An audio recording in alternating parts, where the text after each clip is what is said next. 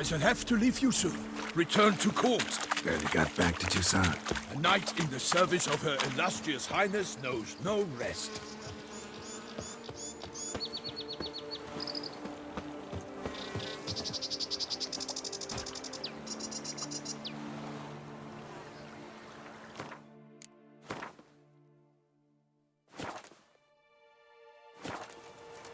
In fact, I'd feared I would return too late to fulfill my duty.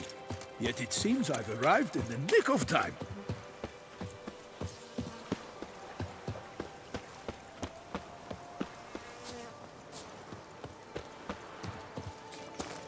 Around here, it's wine, and more wine. Her graces, but me, I prefer brown beast. Killer on the north. What? We've no lads brave enough? Of course we have, but bravery's not enough against the beast. It wields dark powers. That calls for a witcher. Once you have finished examining the corpse, be sure to report to Anarietta. Anarietta? Her Grace, the Duchess. I forget myself at times. We address each other by our first names in private. Never in Pomfret's presence, however. He finds such familiarity. By my troth! Could that be the musty scent of fresh pâté? Naught else, Sir de Peyrac-Peyran. I see time has not dulled your senses. We would be honored if you would join us. Your companion as well. But why do I not detect even a whiff of crayfish chowder? No soup today, on account of there being no crayfish. I reckon you've not heard, but all I caught was a corpse. I awoke at the crack of dawn, as I do each day, but when I looked up, I beheld a blood-red sky. This corpse is precisely why we're here. For the man whom you've invited to join you at the table was summoned from a far-off land by her gracious magnificence. He is tasked with tracking and killing the beast. We invited two men to join us, yet since Sir de Peyrac-Peyran in temperament is more akin to hare than hound, I surmise the other is the hunter. With whom do we have the pleasure?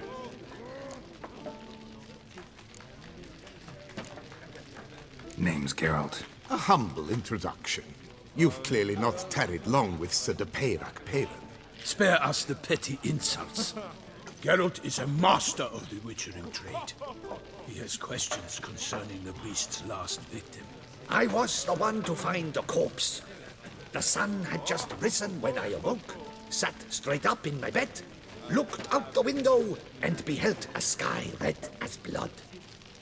Ask Geralt, please, or we shall be here till winter. Need to examine the body. Know where they took it? They ferried it across, then loaded it on a cart and hauled it to a cellar at CORVO BIANCO to keep it cool, see? What? Why, CORVO BIANCO is Baron Brussel's estate. When he learns they've turned his cellar into a morgue, he'll set his hounds on them. While you were gallivanting about the north, his vineyard was auctioned off. Who was that? Woman who just left. Didn't see her before. Didn't notice her walk in either. Doubtless Ninnis, the innkeep's daughter. But hold, Geralt, because this is an outrage. Brussel's vineyard was auctioned off? Inconceivable! It is no secret the Baron had gambling debts up to his ears. It finally came time to collect. His creditors auctioned off his property. The Ducal Chancellery bought it, in fact. Russell now bunks with his brother in Vicofaro. I told Russell he'd get his comeuppance. How long can one draw on past heroics? His creditors must finally have defined that his promises meant nothing. Such are the times. Today's knights are pale shadows of the heroes of yore. It's true what they say. God sent the beast to punish us for straying from the old paths. Thanks for the hospitality. Time I examined the corpse. CORVO BIANCO lies a short way from here, near the tourney grounds. Just follow the road and you'll arrive. Not coming with? Oh yeah, duty of some sort calls. Some sort? Her Grace bestowed a great honor on me, even before we departed for Velen. I'm to play the hare during this year's game in the palace gardens. When you see me in my costume, you will wet yourself laughing. A little tempted to ask a few questions, but it sounds like a long, complicated story. One involving lengthy digressions into local history and tradition. So, see you later, Milton, and good luck.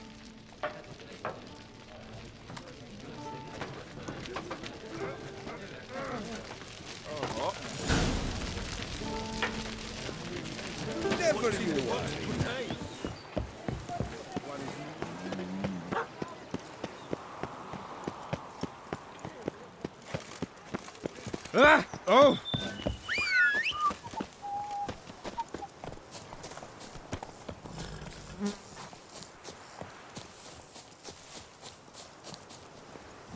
Hey-ya!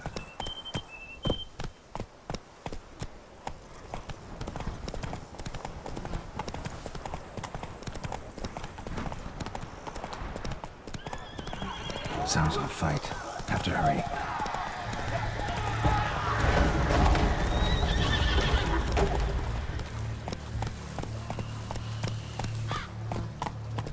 Damn it. Killer must still be here.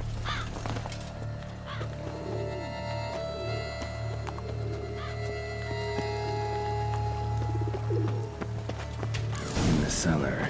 Gotta be.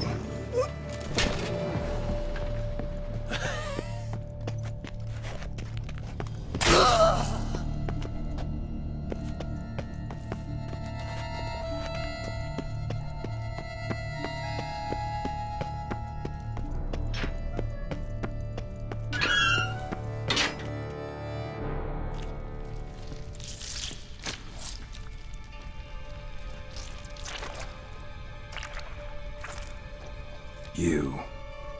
Saw you at the inn.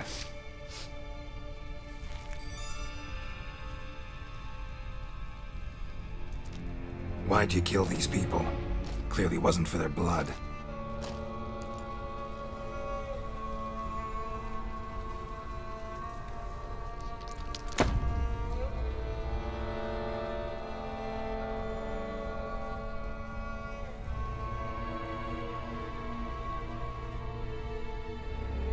We don't have to fight.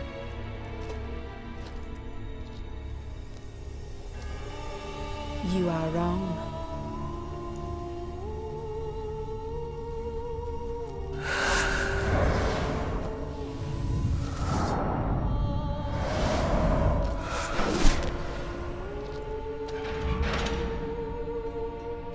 I cannot let you leave.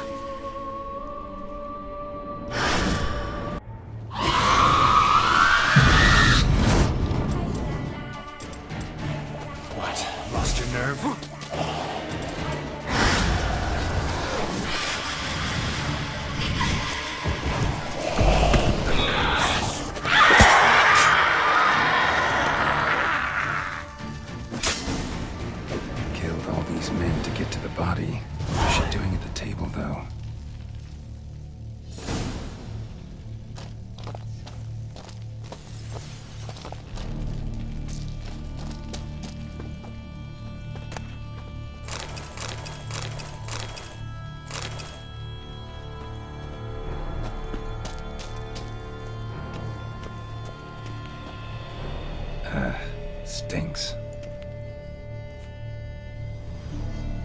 Waterlogged. Both hands amputated. Body was quartered just as I thought.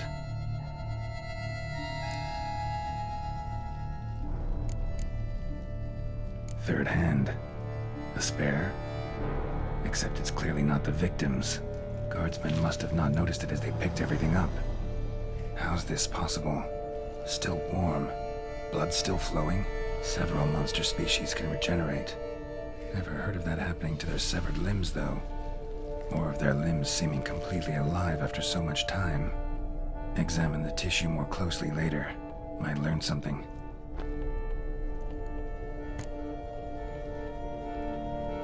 Laid in water for some time. Head swollen, and something took a few bites out of it. Something in the throat. A pouch, bulging with coins. Nilfgaardian Florens, from several different provinces. If the murderer did this, means we're dealing with a sentient thinking beast.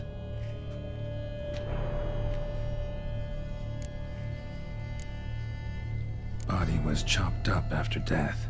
Blows struck with great force, but bones sliced through, not crushed. Creature that killed him had long claws, sharp as a witcher's blade. First sank its claws into the victim's heart. No BRUXA did this. So, murderer was clearly a monster, but not a BRUXA. But then why'd the BRUXA come here for the severed hand? And who does the hand belong to? Why the hell's it still warm? Now, pouch shoved down the victim's throat. What's the significance? And why was he chopped up into pieces? Lots of questions, no answers so far. Need to know about the other victims. I'll ask Palmerin to get me in to see the Duchess.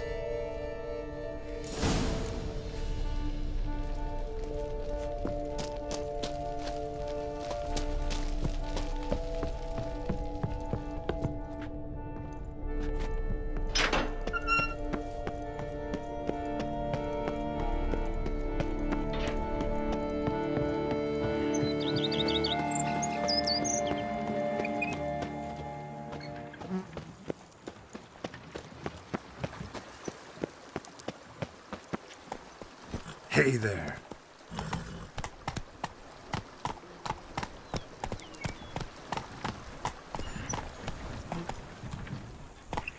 Run, Roach.